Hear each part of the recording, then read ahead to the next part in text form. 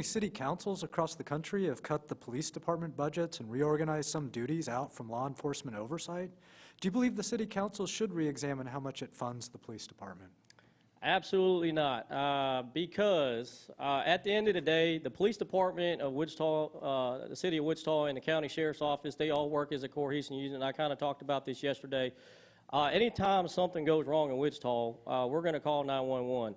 You get into a road rage with a driver on the street, the first thing someone shouts is call 911, call the cops, call the fire department when my house is burning down.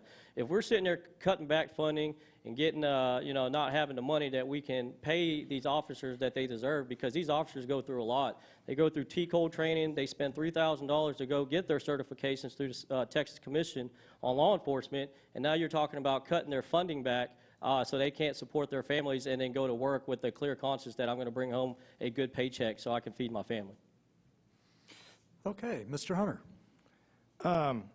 It's one of the average citizen doesn't have to engage a police officer very often. But when you do, you need somebody qualified, you need somebody responsive. And defunding, I mean, that's, in this part of the world, that's not going to happen. I believe in them. I still believe in them. I think they do a wonderful job. But it's back to deal, when you need them, they are there. And I'll never, ever doubt any defunding. I mean, when I see that stuff on TV up in the Democrat-controlled cities, I'm just shaking my head. I mean, how does that gain any traction, especially in this part of the world? I will never, ever, in far as the police department, I was told about a leaking roof. I was out there the next day checking it just to make sure, because, I was telling the firemen at Station 2, you don't need to lay in a bed with the water in your face. Okay, Mayor. Defunding police, I think all three of us up here are going to say the exact same thing. We hold fire and police in the highest regards. We just did our speeches to them, just the other day, and I think every single one of us walked in there and said the exact same things to the fire and police, that we hold them in the highest regard, and public safety is #1 for the city of Wichita Falls, right up there next to water.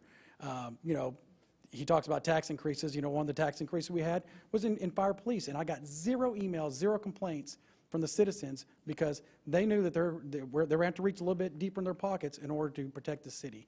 It's a simple subject for us. I think we live in the environment here in Wichita Falls. I think Kevin and my other opponents will agree with me in saying that it's just not in Wichita Falls. That's not what we want to do here. If anything, we're looking at ways. We have a private way right now, working with a private citizen who's looking to raise $200,000 privately to help fund some body armor for for our police department. So for me, it's just not something we're ever going to do here in Wichita Falls as long as I sit in this position. Mr. Hunter. I got some comments to add on it. I got to commend them for giving You them have 30 seconds. Do what? You have 30 seconds. To give them the 5% raise, but I want to remind Stephen, the night that we went to his house, I was part that got those bonds voted down.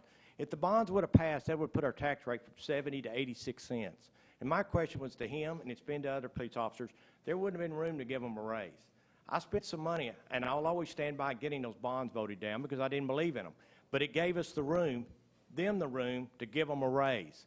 And I think a lot of them, I've repeated that, they've accepted it, but I just had to get it on the record. That's how that transpired.